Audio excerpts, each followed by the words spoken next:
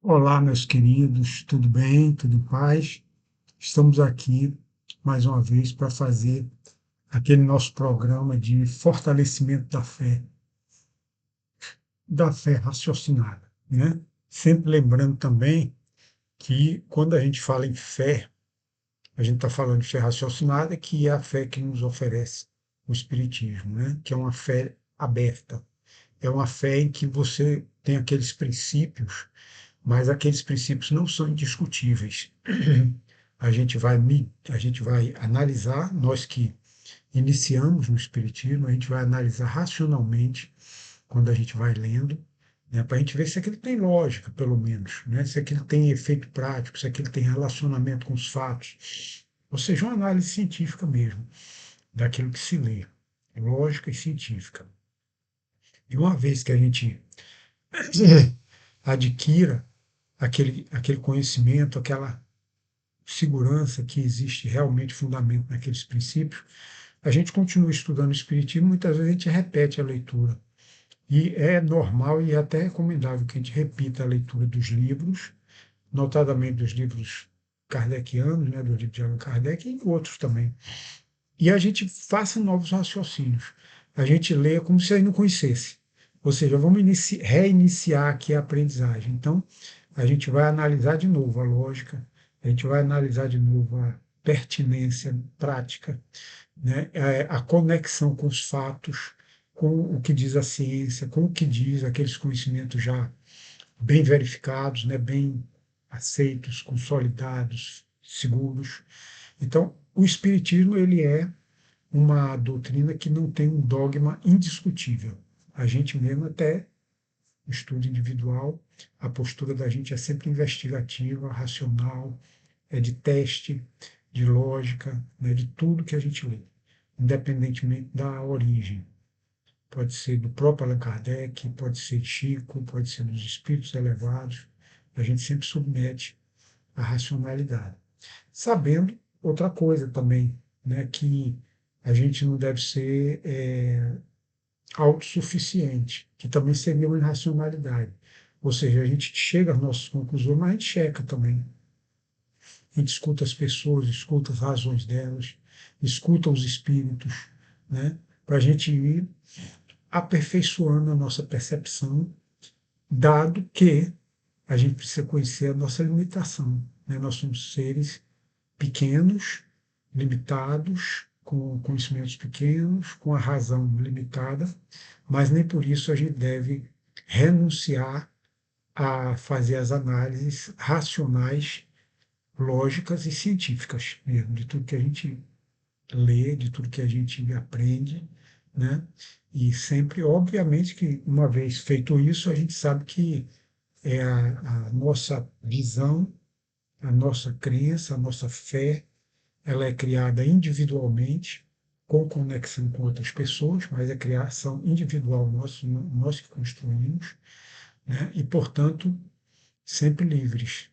Nós temos a liberdade do Cristo dentro do Espiritismo, a gente é livre. Nós não somos obrigados a crer em nada do jeito que outras pessoas, que outras instituições querem que a gente creia. Não, nossa crença é baseada na lógica, na fé raciocinada. Ok, pessoal? Então, nesse sentido, nós tomamos por base a leitura de O Evangelho segundo o Espiritismo e o Livro dos Espíritos, para que dê essa movimentação em nós. A gente entra em contato com os conceitos fundamentais, né, estruturados no Livro dos Espíritos, que é um livro que tem o Espiritismo estruturado, e com a parte essencial do Espiritismo, que é o Evangelho segundo o Espiritismo. Então, feito isso, aí a gente vai adquirir a fé espírita cristã, né, sempre tranquila, sem imposições, nem ninguém nos impõe, nem a gente impõe a ninguém, né? Sempre é o argumento normal, a brandura, a persuasão, isso é claramente indicado no Livro dos Espíritos, né? Nada de imposição e nem de aceitar a imposição. Né? A pessoa pode até querer brigar com a gente, querer impor, querer não sei o que, a gente fica na nossa, mas a nossa razão, nosso pensamento é sempre livre. Né? É isso aí. Então agora vamos pedir ajuda a Deus, né, para que a gente possa se orientar nos estudos, fazer um pequeno estudo de o Evangelho segundo o Espiritismo. De manhã a gente sempre preferia o Livro dos Espíritos, mas não dá conta, né, de manhã e de noite. De manhã o Livro dos Espíritos, de noite o Evangelho, assim, para gravar, duas gravações por dia. Então a gente escolheu, dentro do possível, a gente vai alternando, né, o Evangelho e o Livro dos Espíritos, para que a gente não deixe de estudar os dois, embora com um tempo mais longo. Isso aqui nós já estudamos sem gravar, né, mas nós vamos dar uma lidinha novamente para situar as pessoas que não participaram desse estudo não gravado. Então vamos situar aqui. Notícias históricas é a parte introdutória do Evangelho segundo o Espiritismo e tem a parte notícias históricas. É importante a gente saber a história, né, as palavras do que significavam lá no tempo de Jesus e também um pouco da geografia. É importante a gente depois vai falar também, se Deus quiser, se a gente se lembrar, a gente vai falar um pouquinho superficialmente da geografia do tempo de Jesus, ali da Judéia, da Samaria, da Galileia, principalmente, né? Então vamos ver aqui, notícias históricas. Para bem se compreenderem algumas passagens dos evangelhos, necessário se faz conhecer o valor de muitas palavras nelas frequentemente empregadas e que caracterizam o estado dos costumes e da sociedade judia daquela época. Já não tendo para nós o mesmo sentido, essas palavras foram com frequência mal interpretadas, causando isso uma espécie de incerteza. A inteligência da significação delas explica, ademais, o verdadeiro sentido de certas máximas que, à primeira vista, parecem singulares. Ou seja, a compreensão do significado dessas palavras, né, desses conceitos históricos, é importante para o entendimento do Evangelho, né, das palavras de Jesus. Então vamos lá. Vamos ver vários tipos de pessoas, né, de indivíduos, de classes, de grupos que existiam naquela época. O Evangelho, às vezes, tradução diferente, traz em ordens diferentes esses nomes, mas pouco importa, né? A ordem aqui dos fatores não altera o problema. Vamos lá, samaritanos. Após o cisma das 10 tribos, Samaria se constituiu a capital do reino dissidente de Israel. Destruída e reconstruída várias vezes, tornou-se sob os romanos a cabeça da Samaria, uma das 4 divisões da Palestina. Herodes, chamado o Grande, a embelezou de suntuosos monumentos, e para lisonjear Augusto, o César romano, né, lhe deu o nome de Augusta, parte da Samaria, ou Sebaste. Então você veja aí que, na verdade, assim, quando Moisés veio lá do Egito, né, Josué, lá na migração dos judeus do Egito para Israel, para Canaã, né? Então existiam 12 tribos de Israel, que eram considerados tribos descendentes dos filhos de Jacó, que eram 12, né? Aí eles se alojaram ali naquela parte de Canaã, por ali na Palestina, né? E aí houve um cisma, houve uma separação de 2 tribos, pelo que eu estou entendendo aqui, 2 tribos que formaram a Samaria. Então, quer dizer, tinha Judéia embaixo, na parte sul, a Idumeia, ainda mais ao sul, a Judéia, onde tem Jerusalém, né? Jericó, Jerusalém, por ali. Depois tem a Samaria, tem Sicar, se eu não me engano, Sebaste, ali na Samaria. E a parte norte, que é a Galileia, né?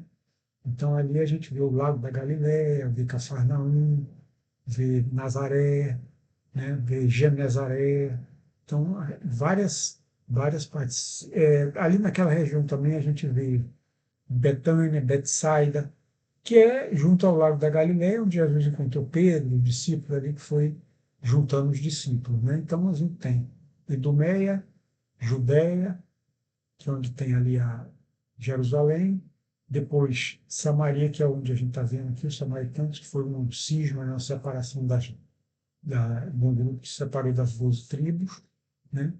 E aí Herodes, para homenagear Augusto, ele chamou aquela área ali de Augusta ou Sebaste, mas ficou conhecida como samaritana assim, no Evangelho, né? Samaria. e o povo ali samaritano. E ao norte, Galiléia, ali onde Jesus normalmente ficava a maioria das vezes, na Galiléia. Então vamos ver mais sobre os samaritanos. Os samaritanos estiveram quase constantemente em guerra com os reis de Judá. Então ele teve a separação e vivia sempre o conflito, quase sempre o conflito. A aversão profunda, datando da época da separação, perpetuou-se entre os dois povos, que evitavam todas as relações recíprocas. Um mau exemplo, né?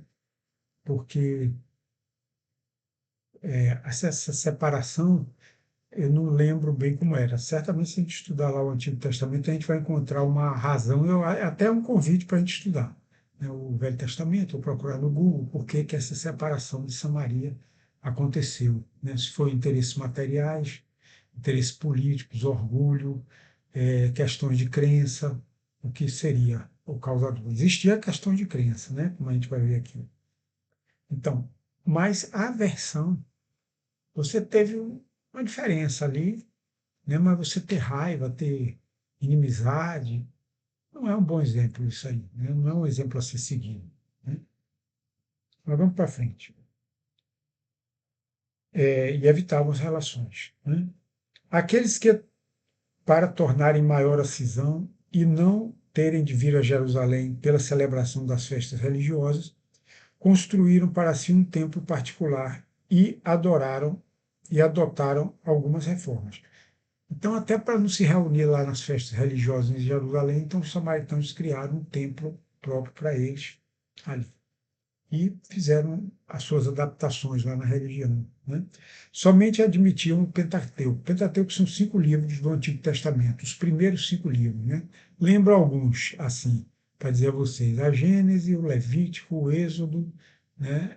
O Números, e aí tem outra aí que eu não estou lembrado agora, mas são 5 livros, são os 5 primeiros livros do Pentateuco mosaico, né?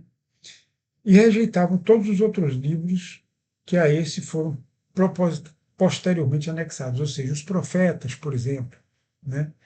Eles rejeitavam, eles se ligavam aos 5 livros de Moisés, né? O Êxodo, Deuteronômio, Levítico, Números e o outro lado. Pois bem, então, aí a gente vê esse grupo de né? E acabou diferenciando a crença também, né? E isso também era motivo de separação. Os profetas Daniel, Isaías, Oséias, Jeremias, eles não admitiam isso. Os samaritanos não admitiam nada disso, né? Seus livros sagrados eram escritos em caracteres hebraicos da mais alta antiguidade, eram bem conservadores, né?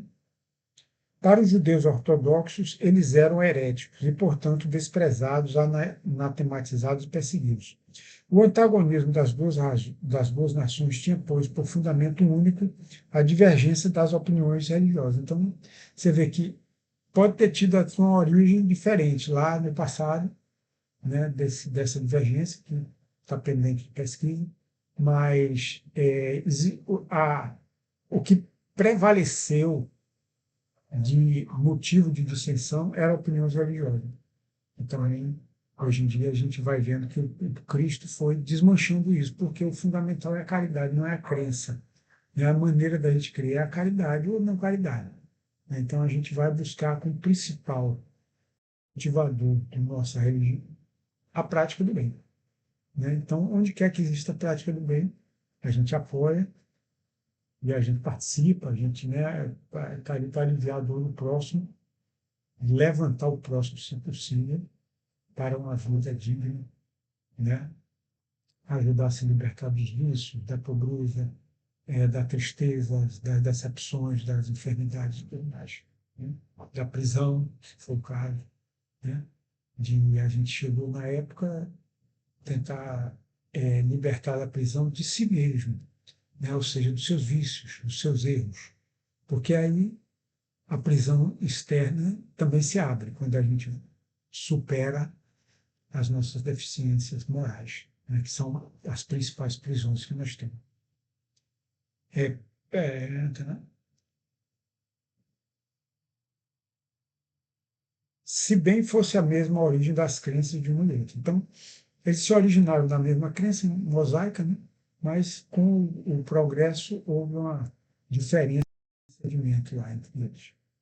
Eram os protestantes desse tempo. Então, Allan Kardec faz comparação com os protestantes. Ainda hoje se encontram os samaritanos em algumas regiões do Levante, particularmente Nablus e Jaffa. Observam a lei de Moisés com mais rigor do que os outros judeus, e só entre si contraem alianças, só se casam entre os samaritanos. É claro que de vez em quando tem um rebeldezinho que aparece, né? Aí vai e casa com a judia, casa com a galileia, casa com a romana, casa com uma iraniana, uma persa, né? Então sempre aparecem essas exceções já para ir rompendo assim, essa estreiteza, esse sectarismo exacerbado, né? Nazarenos, nome dado na antiga lei aos judeus que faziam voto perpétuo ou temporário de guardar perfeita pureza. Eles se comprometiam a observar a castidade, a abster-se de bebidas alcoólicas e a conservar a cabeleira. Sansão, Samuel e João Batista eram nazarenos. Então, interessante, né? Esse grupo que eles queriam manter a perfeição, a pureza, né? Nada de bebida alcoólica, nada de sexualidade, né? Enfim, fazer o que fosse conservar a cabeleira. Então, não eram cabeludos, né? Sansão era cabeludo, João Batista, Samuel, né? Eram nazarenos. Então, eu enxergo até com uma certa simpatia esse pessoal. Tá certo? Não sei também, a gente não sabe o todo, né, na época, mas eu acho que vale a pena. Também foi essa denominação, mais tarde os judeus deram esse nome aos primeiros cristãos, por alusão a Jesus de Nazaré, porque Jesus, ele na infância viveu lá na cidade de Nazaré. Mas aí já é outra coisa. É nazareno porque nasceu em Nazaré, né? Não é porque fez um voto de pureza. Também foi essa a denominação de uma seita herética dos primeiros séculos da era cristã, a qual, do mesmo modo que os ebionitas, de quem adotava certos princípios, misturava as práticas do mosaísmo com os dogmas cristãos. Seita essa que desapareceu no século IV. Então,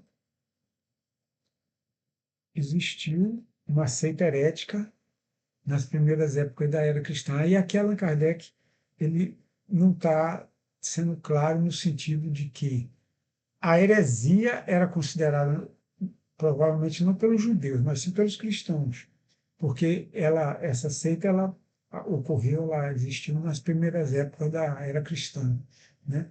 E a gente sabe, nos primeiros séculos da era cristã, existiam muitas seitas com interpretação diferente do Evangelho. Eram consideradas heréticas, muitas foram perseguidas pela ortodoxia, né?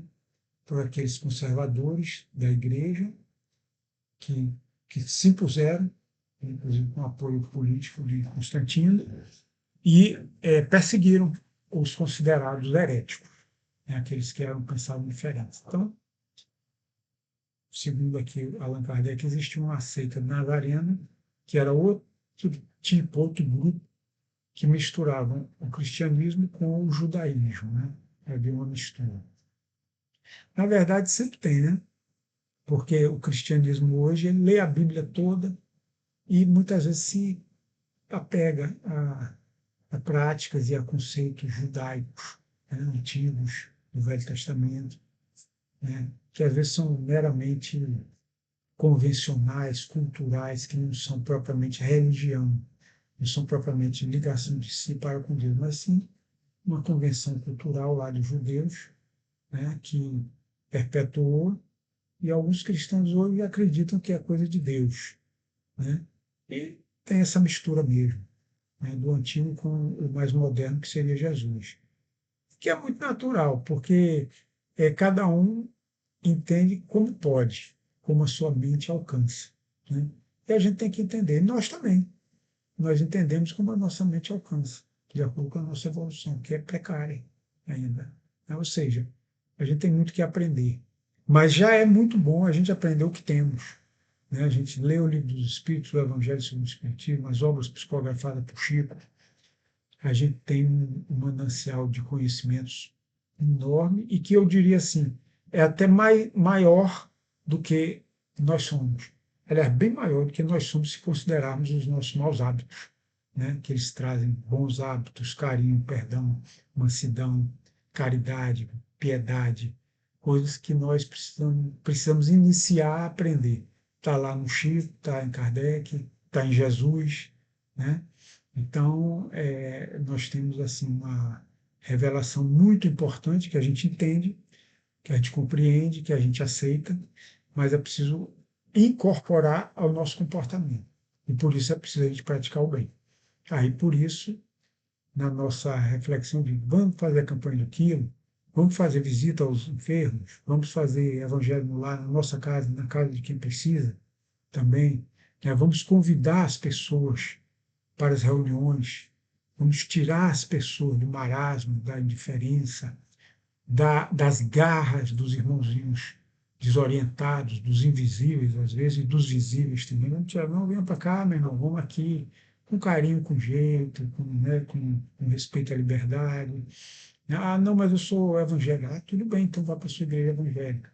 Mas se você não tiver crença, se você está inseguro, venha para o Espiritismo para você estudar o Evangelho, ser um Espiritismo, e o Livro dos Espíritos com a gente, e outros livros também, para você ver como é racional e como nos conduz ao bem.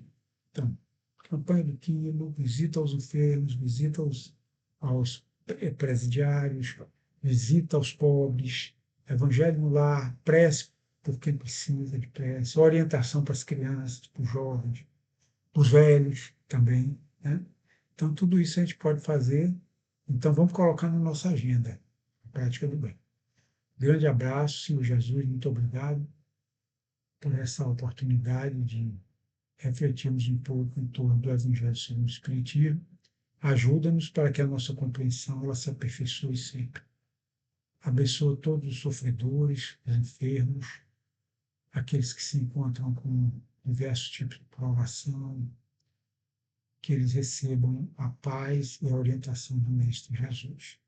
Pai nosso que estás no céu, santificado seja o vosso nome. Venha a nós o vosso reino. Seja feita a vossa vontade, assim na terra como no céu. O pão nosso de cada dia dá-nos hoje, Senhor. Perdoai as nossas ofensas, assim como perdoamos os nossos ofensores. Não nos deixeis cair em tentação, mas livrai-nos de todo mal.